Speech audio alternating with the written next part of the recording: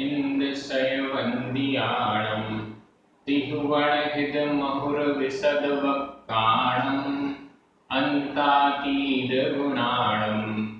नमोजिनाणं जिदभवाणं। बोलिए श्री 1008 पार्श्वनाथ भगवान की जय। आचार्य श्री कुंद कुंद स्वामी की जय। हम सभी बड़े पुण्यशाली हैं जो हमें आचार्य कुंद कुंद स्वामी का महान ग्रंथ पंचास्तिकाय पढ़ने के लिए मिल रहा है। आज हम दो गाथाओं का अध्ययन करेंगे, गाथा क्रमांक 10 और 11। ये दोनों गाथाएं बहुत सरल हैं, लेकिन इन दोनों गाथाओं में समझने के लिए बहुत अच्छा सब्जेक्ट प्रकरण है।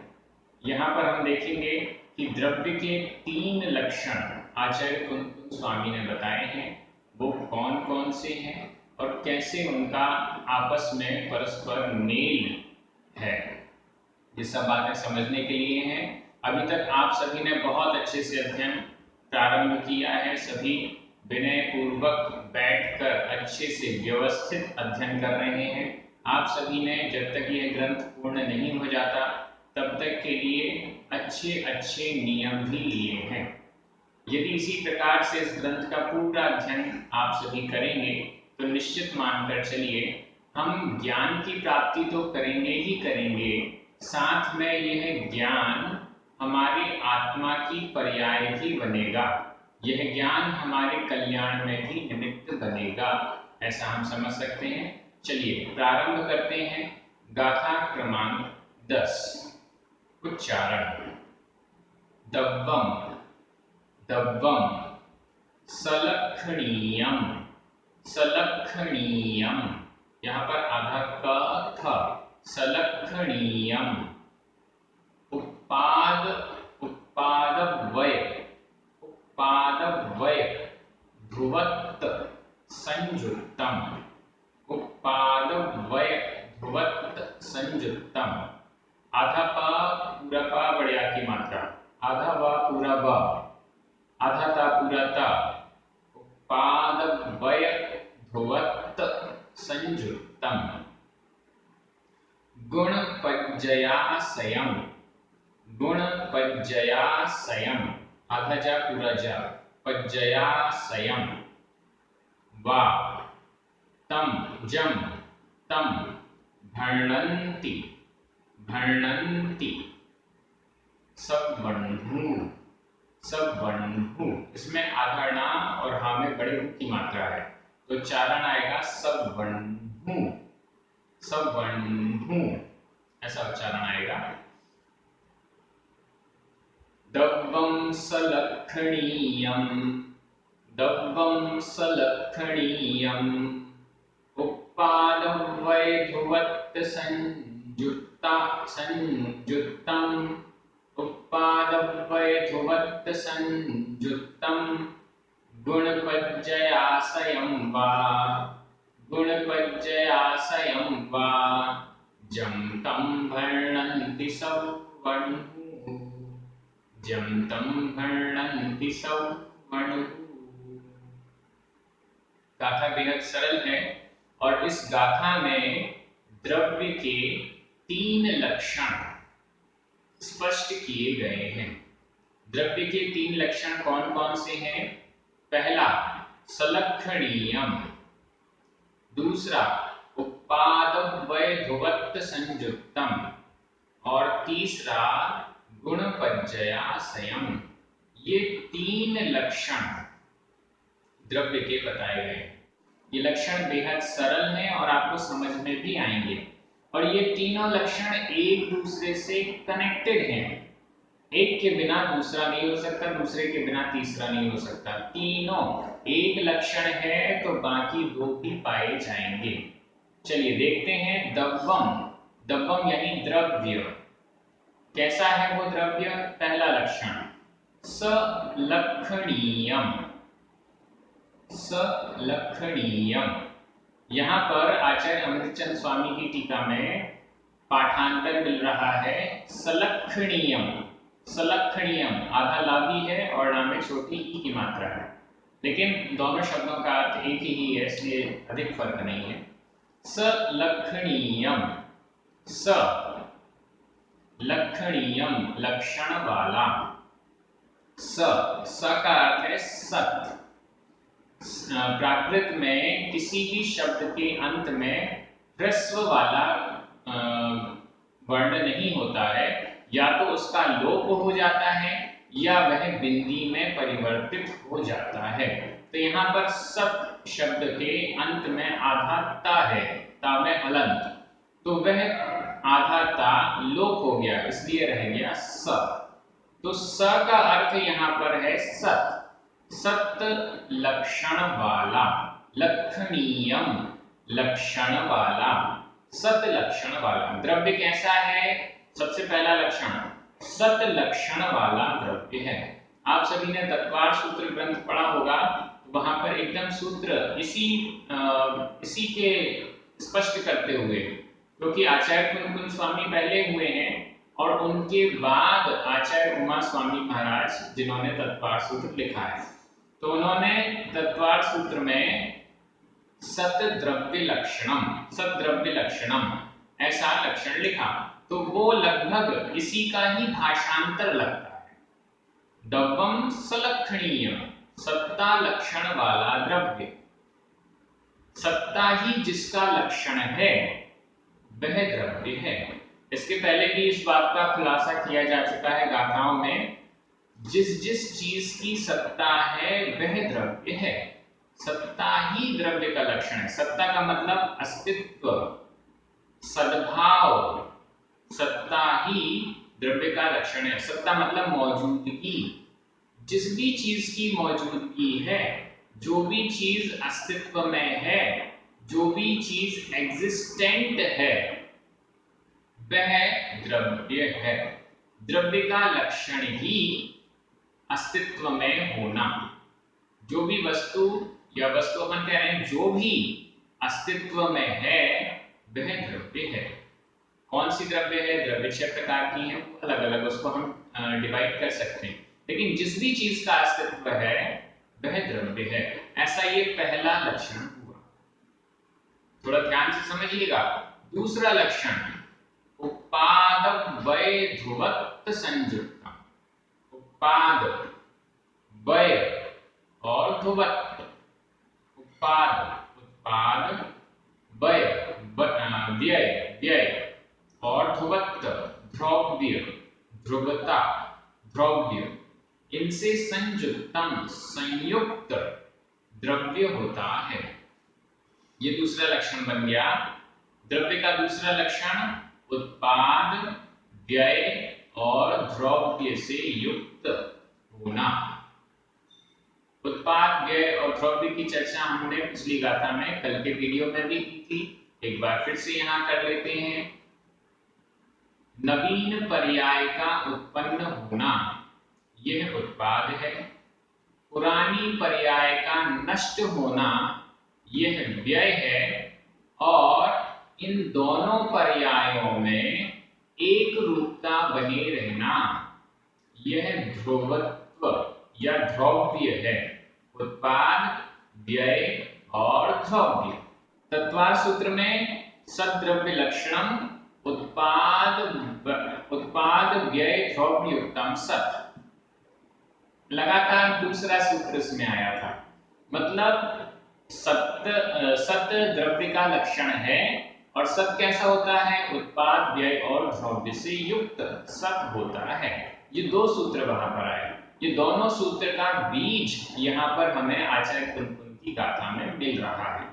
हम ये समझ सकते हैं कि जो द्रव्यानुयोग का ग्रंथ पंचास्तिकाए हम पढ़ रहे हैं, इसमें आचार्य कुंद स्वामी ने बहुत ही अच्छे तरीके से पूरे द्रव्यों का वर्णन बहुत अच्छे से किया है।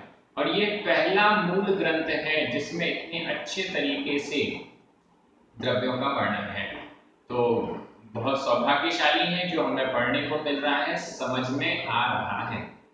मेरा फोकस है कि आप इन गाथाओं के शब्दों से परिचित हों, एक एक शब्द आपकी समझ में आए। व्याख्या तो बाद में भी हो सकती है, पहले गाथा का अर्थ तो समझें। अर्थ समझ में सही आएगा तभी हम व्याख्या तक पहुंच पाएंगे। तो यहाँ दूसरा लक्षण हो गया उत्पाद, व्यय और द्रव्य से संयुक्त, संयुक्त मतलब सहित, यह दूसरा द्रव्य का लक्षण हुआ। अब तीसरा गुण पज्जयासयम वा अथवा, अथवा तीसरा लक्षण देखिए, द्रव्य का तीसरा लक्षण है गुण पज्जयासयम। संधि विच्छेद कर लें, पज्जय प्लस आसयम। पज्जय या में छोटा अ, आसयम बड़ा आ, दोनों मिलकर छोटा आ और बड़ा आ मिलकर बड़ा आ हो गया। तो गुण पज्जयासयम, गुण और पज्जय, पज्जय यानी पर्याय, गुण और पर्याय, आसयम आश्रय, गुण और पर्यायों का आश्रयभूत, गुण और पर्यायों का आश्रय स्थल, गुण और पर्यायों का को आश्रय देने वाला द्रव्य होता है। तो द्रव्य का तीसरा लक्षण बना गुण और पर्यायों को आश्रय देने वाला। तत्वार्थ सूत्र में भी आया है गुण पर्यायवत् द्रव्यम, गुण और पर्यायों से सहित द्रव्य होता है। ये तीनों लक्षण तत्वार्थ सूत्र में द्रव्य के आए हैं और वो तीनों यहां से ही लिए गए हैं। तो गुण और पर्याय का जो आश्रय स्थल है वह द्रव्य, इसका मतलब ये हुआ द्रव्य में गुण और पर्यायें पाई जाती हैं। न्याय के ग्रंथों में गुण की परिभाषा दी गई है अन्वयिनो गुणाः, जो अन्वयी रूप से द्रव्य के साथ रहते हैं वो गुण कहलाते हैं। अन्वयी रूप से मतलब गुण के बिना द्रव्य नहीं, द्रव्य के बिना गुण नहीं। इस प्रकार से आगे और भी गुणों की चर्चा आएगी, पर्याय की भी चर्चा आएगी, उसमें हम और विस्तार से समझने का प्रयास करेंगे। तो गुण और पर्याय का जो आश्रय स्थल है वह द्रव्य, ये तीन लक्षण हो गए द्रव्य के। जम, जम यानी जिस्म, जो सतलक्षण वाला है, उत्पाद व्यय और द्रव्य से संयुक्त है, गुण और पर्यायों का आश्रयभूत है, तम वह द्रव्यम द्रव्य है। जम जो ऐसा है, तम वह द्रव्यम द्रव्य है। इस प्रकार से कौन कहता है? आचार्य कुनकुन स्वामी नहीं, आचार्य कुनकुन स्वामी कह रहे हैं सवर्णु वर्णन्ति, सर्वज्ञ भगवान कहते हैं।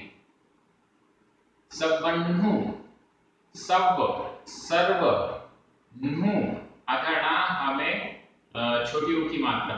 अब जब इसका बहुवचन में जाएगा तो हमें बड़ी ऊ की मात्रा होगी। सवर्णु, सर्व को जानने वाले, सर्वज्ञ। सवर्णु का अर्थ हुआ सर्वज्ञ और यह प्रथमा का बहुवचन है सवर्णु। सर्वज्ञ आदर अर्थ में भी हम ले सकते हैं और सर्वज्ञ भगवान अनंत है, इस अपेक्षा से बहुवचन, दोनों प्रकार से बहुवचन लिया जा सकता है। सवर्णु भण्णन्ति, सर्वज्ञ कहते हैं। भण्णन्ति यह वर्तमान काल अन्य पुरुष बहुवचन का इंति प्रत्यय लगा होगा, भण्णन्ति कहते हैं। सर्वज्ञ भगवान कहते हैं कि यह ऐसा जो होता है वह है। इस प्रकार से द्रव्य के तीन लक्षण बताए गए। ये तीनों लक्षण आपस में कनेक्टेड हैं। अगर एक लक्षण कह दिया गया तो बाकी दो लक्षण उसमें ऑटोमेटिक गर्भित होते हैं। जैसे सत्ता को द्रव्य का लक्षण सत्ता है, अस्तित्व है, ऐसा कहने पर उत्पाद व्यय और द्रव्य से युक्त है, गुण और पर्याय से सहित है, ये दोनों लक्षण भी साथ में आ जाएंगे। अगर केवल उत्पाद व्यय द्रव्य से युक्त कहा गया तो भी सत्ता लक्षण और गुण पर्याय ये दोनों ही लक्षण आ जाएंगे। इसी प्रकार से अगर गुण और पर्याय से सहित द्रव्य होता है यह भी कहा गया तो भी बाकी के दो लक्षण उसमें गर्भित हो जाएंगे। क्यों हो जाएंगे? इसमें क्या इंटरकनेक्शन है? सत्ता का लक्षण ही उत्पाद व्यय द्रव्य बता दिया गया। और यह उत्पाद, व्यय और द्रव्य होता किसमें है? गुण और पर्यायों में। तो इस दृष्टि से ये तीनों ही लक्षण द्रव्य के आपस में बहुत अच्छे से खुले मिले हैं, और इन सब को कैसे समझा जाए आगे की गाथाओं में हम देखेंगे। ये गाथा आपको एकदम स्पष्ट हो गई है, मैं इसका हिंदी अर्थ कर रहा हूं, आपकी नजर तुरंत शब्दों पर जाएगी। जो सत्ता लक्षण वाला है, उत्पाद, व्यय और द्रव्य से संयुक्त है, अथवा और गुण और पर्यायों का आश्रयभूत है, वह वह द्रव्य है, ऐसा सर्वज्ञ भगवान कहते हैं। वर्णन एकदम क्लियर, बहुत स्पष्ट और सरल है। अगली गाथा में चलते हैं। गाथा क्रमांक 11, उच्चारण। उत्पत्ति य विनाशो दवस्स य णत्थि अधता था छोटी की मात्रा, णत्थि अत्थि सद्भावो आधा ब भा में बड़े आ की मात्रा, सद्भावो वय मुक्पाद आधा पा पूरा पा बड़े आ की मात्रा, वय मुक्पाद ध्रुवत्तम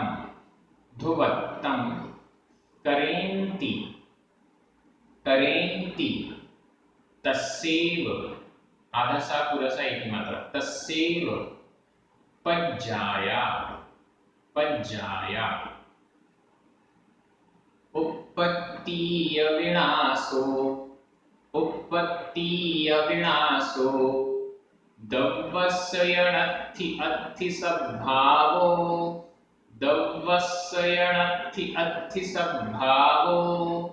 वयमुत्पाद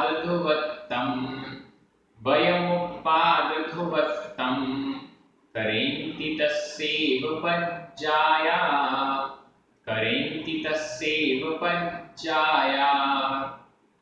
बहुत सुंदर गाथा है, और इस गाथा से जो आपको समझ में आएगा, मैं गारंटी देता हूं अभी तक आपने सुना नहीं होगा। उत्पत्ति या विनाशो सुना भी होगा तो शायद भूल गए होंगे। उत्पत्ति या विनाशो शब्द तो एकदम सरल है। उत्पत्ति का अर्थ उत्पत्ति का अर्थ उत्पाद, उत्पत्ति का अर्थ जन्म लेना, उत्पन्न होना। उत्पत्ति या और विनाशो विनाश का अर्थ होता है नष्ट होना। उत्पत्ति जन्म होना, विनाशो विनष्ट होना, नष्ट होना।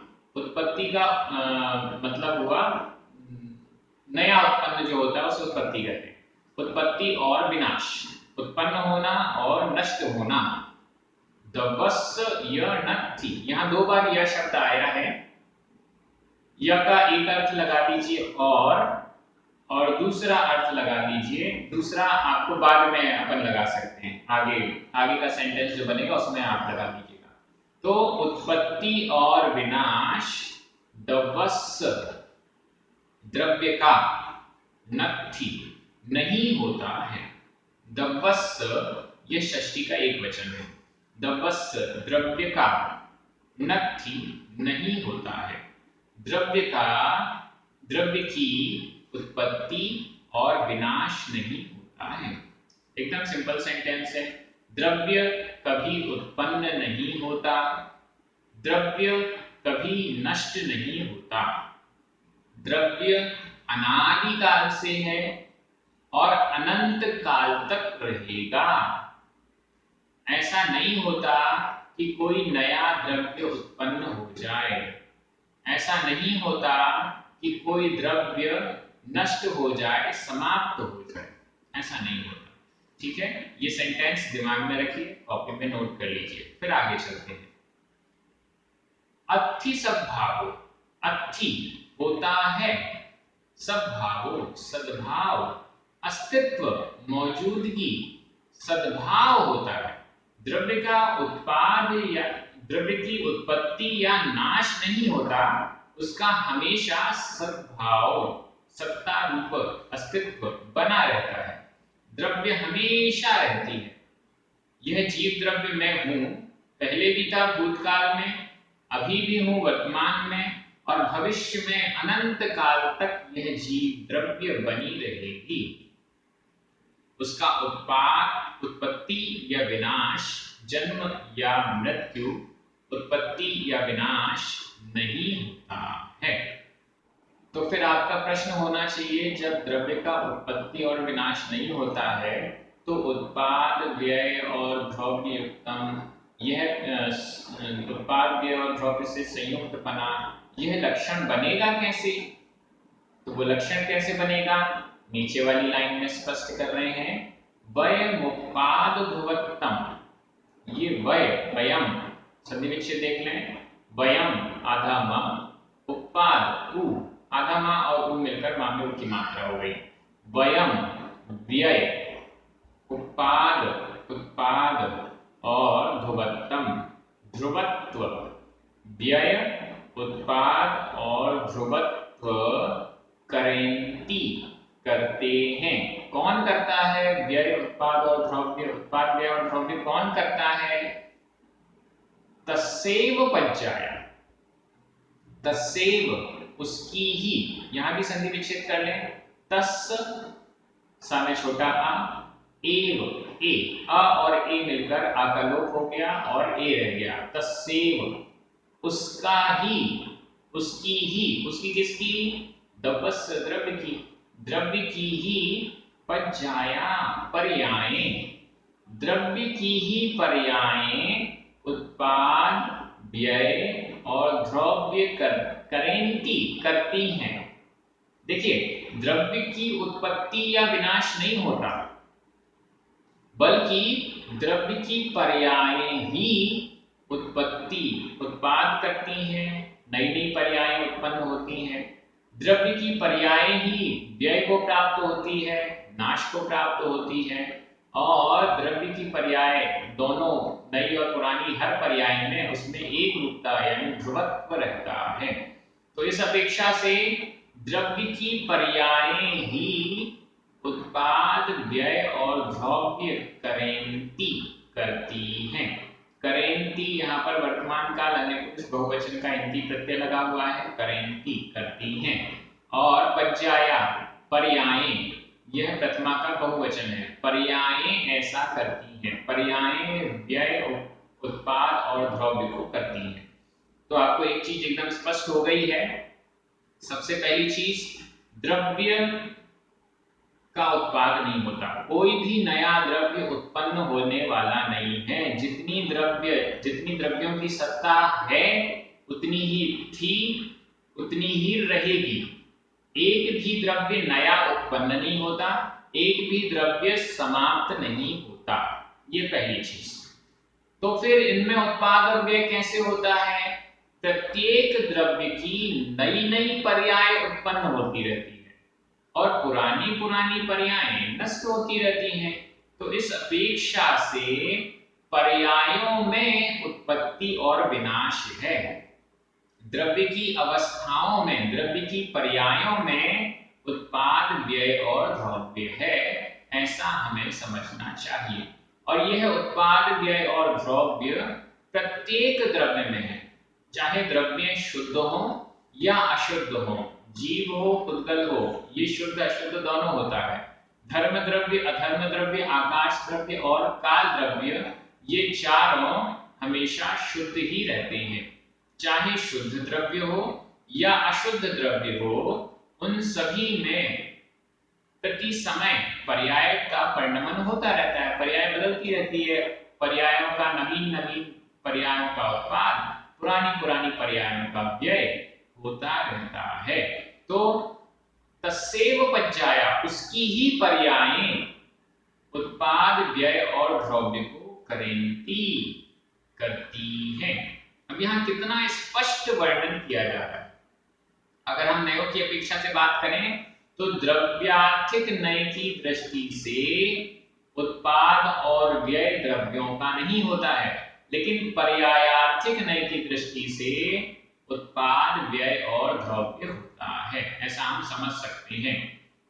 तो इस दृष्टि से ये गाथा समझ में आ गई। मैं हिंदी अर्थ कर रहा हूं, आपकी नजर तुरंत प्राकृत शब्दों पर जाएगी। द्रव्य का उत्पत्ति और विनाश नहीं होता है, परंतु सद्भाव होता है। उसकी ही, द्रव्य की ही पर्यायें व्यय, उत्पाद और ध्रुवत्व को करती हैं। बहुत सरल, दोनों गाथाएं इतनी सरल थी, आपको समझ में आ गई होंगी। इन दोनों गाथाओं से आपने क्या सीखा? जो आपने नोट्स बनाए होंगे, पॉइंट्स बनाए होंगे, वो सब आप कमेंट बॉक्स में जरूर लिखें, जिससे बाकी लोगों को भी वो सब पढ़ने को मिल सके। आप सभी बहुत अच्छे से पढ़ रहे हैं, सभी को बहुत बहुत धन्यवाद। हमारे जो पुण्यार्चक हैं, जिनके निमित्त से ये सारे वीडियोस आपके सामने आ पा रहे हैं और परमानेंट हो पा रहे हैं, उनको भी बहुत बहुत धन्यवाद। सभी को जय जिनेंद्र। जिनवाणी माता की जय।